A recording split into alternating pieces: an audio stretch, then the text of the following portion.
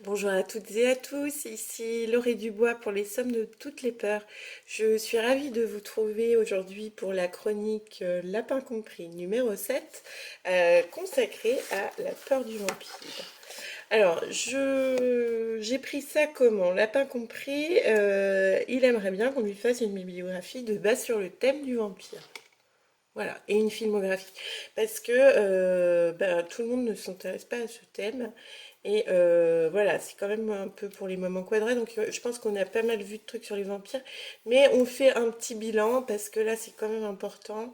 L'ado arrive, l'ado a besoin de frissons et le vampire va forcément à un moment donné l'intéresser.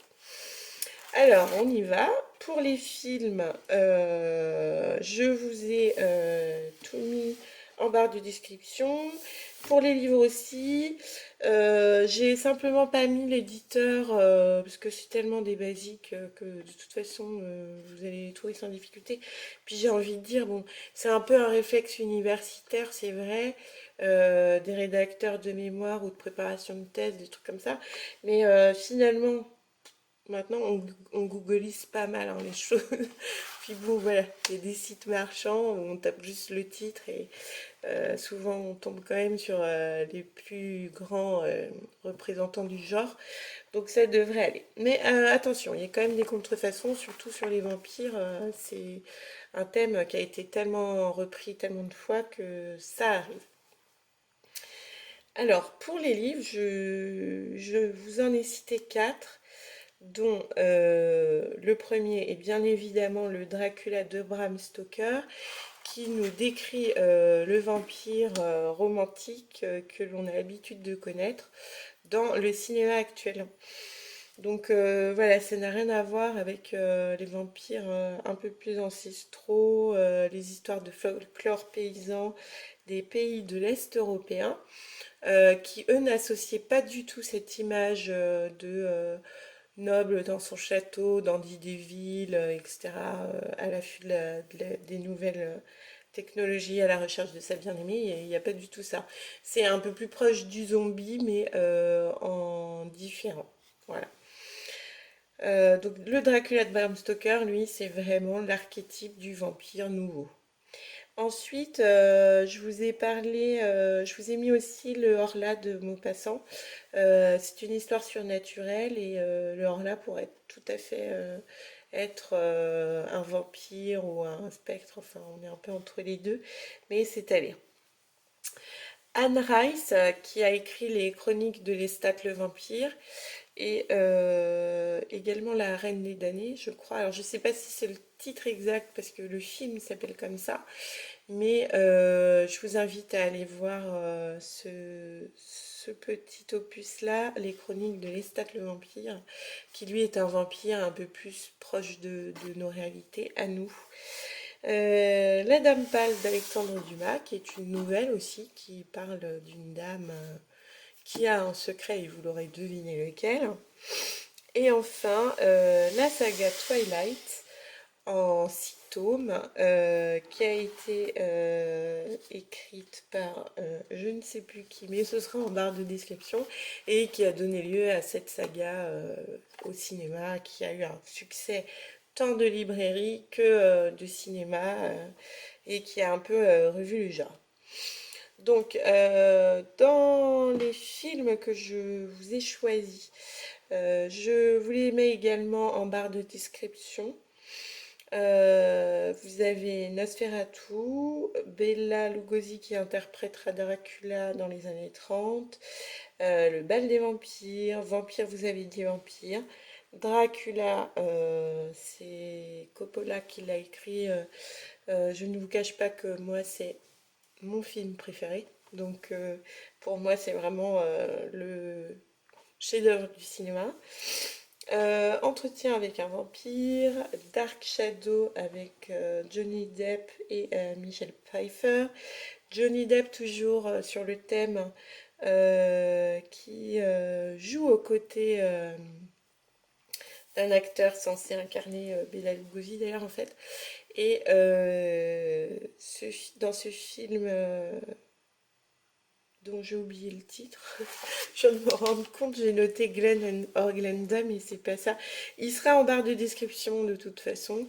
Deuxième film de Johnny Depp sur le thème du vampire. Dracula Untold, Underworld, Blade. Alors lui, c'est le vampire un peu extraordinaire puisqu'il a la capacité de se déplacer le jour et qui combat les méchants vampires qui sévissent la nuit.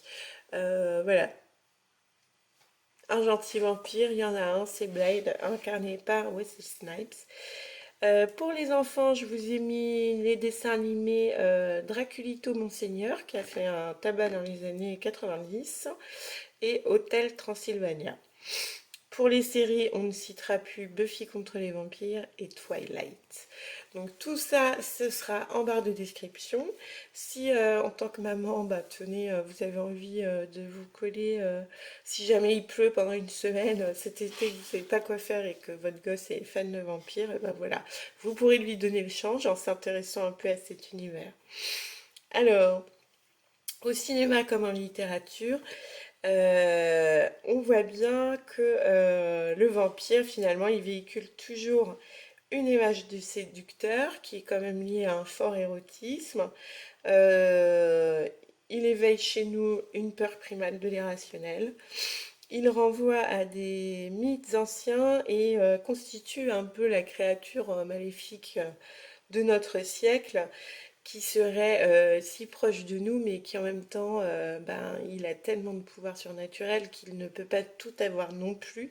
Voilà, donc il est privé de lumière et puis privé de sensations de vie autrement qu'en prenant celle d'un autre. Privé aussi du pouvoir de se perpétrer d'ailleurs, parce que s'il se perpétue, ce ne sera jamais en reproduisant une partie de lui-même. Hein, finalement, il est obligé de voler la vie de quelqu'un pour la continuer de manière un petit peu biffée, on va dire. Mais bon, quelque part, on peut aussi voir une autre allégorie de la vie transmise biologiquement et génétiquement et la vie éternelle qui renverrait plus à une sorte de spiritualité de la vie. Voilà. Donc c'est à vous de voir. Vous pouvez réfléchir à cette question. Si vous ne savez pas quoi faire un après-midi pluvieux, et bien voilà de quoi vous occuper un petit moment. Voilà, c'est aussi l'idée de cast. Là, c'est plus les questions que l'on se pose hein, que j'embraye ici. Une idée de cast hors du temps, hors des règles du jeu social, qui a un peu un droit de vie et de mort sur les autres. Voilà, donc pour certains, ça va jusqu'à caractériser clairement l'oppression de l'être humain sur les autres. Donc oui, peut-être, pourquoi pas. L'ambivalence des sentiments aussi, ça peut aussi caractériser ça.